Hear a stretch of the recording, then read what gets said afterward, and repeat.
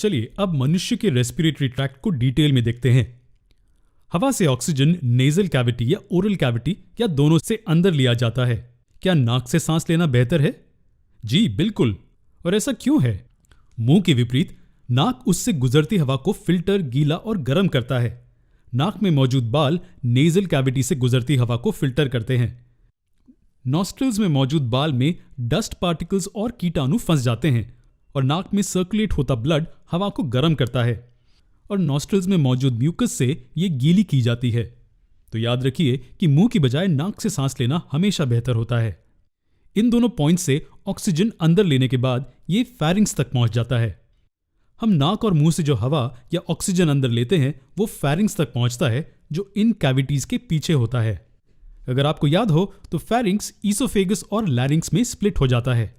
Oesophagus वो जगह है जहां खाना अंदर जाता है और लैरिंग्स वो जगह है जहां हवा अंदर जाती है। खाना ईसोफेगस से पेट तक जाता है और फिर स्मॉल इंटेस्टाइन में जाता है जहां डाइजेशन होता है। लेकिन रेस्पिरेटरी ट्रैक्ट को समझने के लिए हम इस पार्ट में इंटरेस्टेड हैं, लैरिंग्स और उसके बाद के पार्ट्स।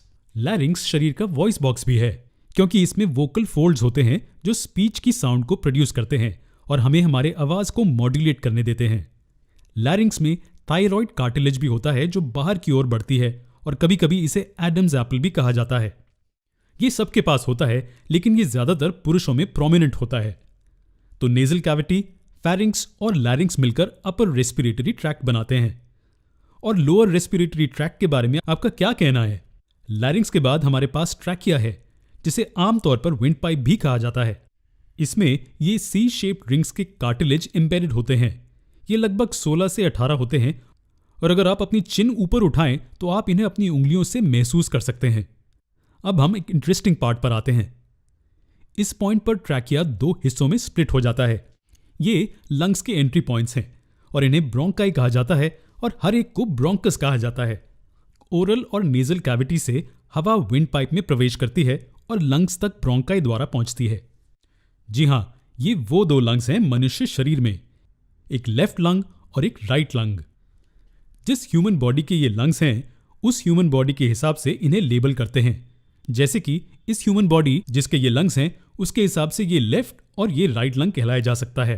हमारे लंग्स के बारे में ऐसा बहुत कुछ है जो हमें जानने की जरूरत है, लेकिन उसके लिए हम एक अलग वीडियो बनाएंगे। तो हवा लंग्स में कैसे जाती है? जैसे कि आप देख सकते हैं ये ब्रोंकाई आगे चलकर छोटे ब्रोंक्यूल्स में स्प्लिट हो जाती है। ट्रैकिया दो ब्रोंकाई में स्प्लिट हो जाता है और हर एक ब्रोंकाई आगे छोटे ब्रोंक्यूल्स में स्प्लिट हो जाती है। इस स्ट्रक्चर को ब्रोंक्यूल ट्री भी कहा जाता है। इसे शाखाओं के साथ एक पेड़ के रूप में सोचिए जिसे उल्टा कर दिया है।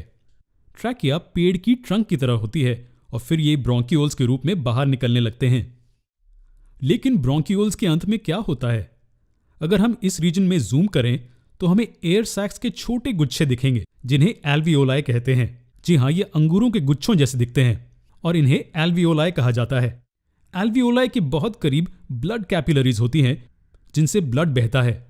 तो एल्वियोलाई से ऑक्सीजन ब्लड में भेजा जाता है जो फिर दिल तक जाता है और फिर इसे पूरे शरीर में सर्कुलेट करता है।